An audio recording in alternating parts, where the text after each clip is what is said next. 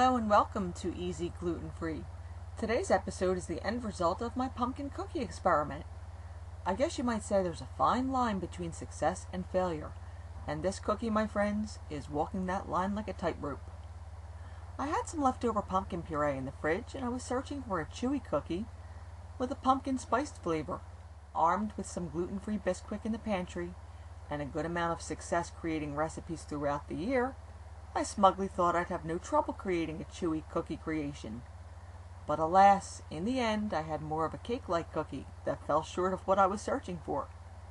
Although I was a little disappointed at first, I realized I had invented an even better cookie for those pumpkin whoopie pies I uploaded a few weeks ago.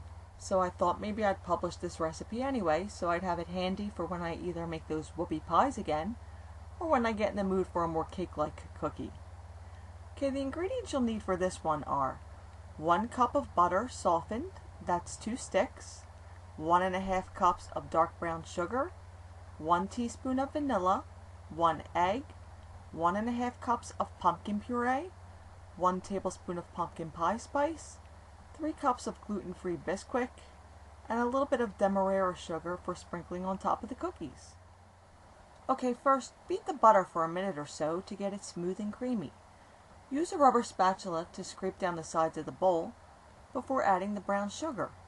Then beat until they've been creamed together, and add the egg and vanilla and continue beating until the mixture is well incorporated.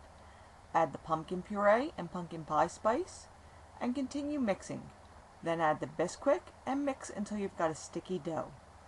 Remove the dough from the mixing bowl and refrigerate it for about a half hour while you clean everything up. Now when you're ready to bake the cookies, preheat the oven to 350 degrees. I used a cookie scooper with a 1 tablespoon measure to scoop them out onto a foil-lined baking sheet that was sprayed with nonstick spray. I was able to get 2 dozen cookies on each sheet, or 4 by 6. Now you'll need to flatten the cookies out a little bit before you bake them. So sprinkle the tops of each cookie with a little Demerara sugar or some other decorating sugar. Then you can use your finger to depress them to the desired height. The sugar helps keep them from sticking during this process.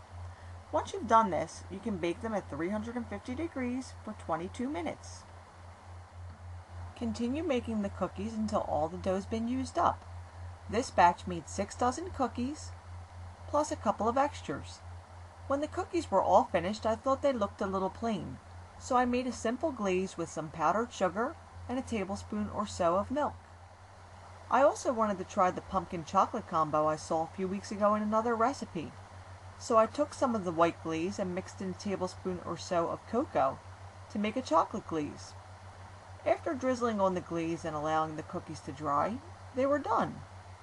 Now I can't lie, I was a little disappointed with the texture, since I wanted a chewy cookie, not a cookie that I'd have to rename pumpkin muffin top cookies.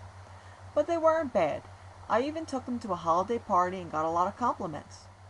So if you have leftover pumpkin puree taking up room in the fridge and think you might like a cake-like cookie imposter, give these little guys a try. And if you'd like to see this recipe in print, you could always visit my blog. And don't forget to subscribe. See you again soon.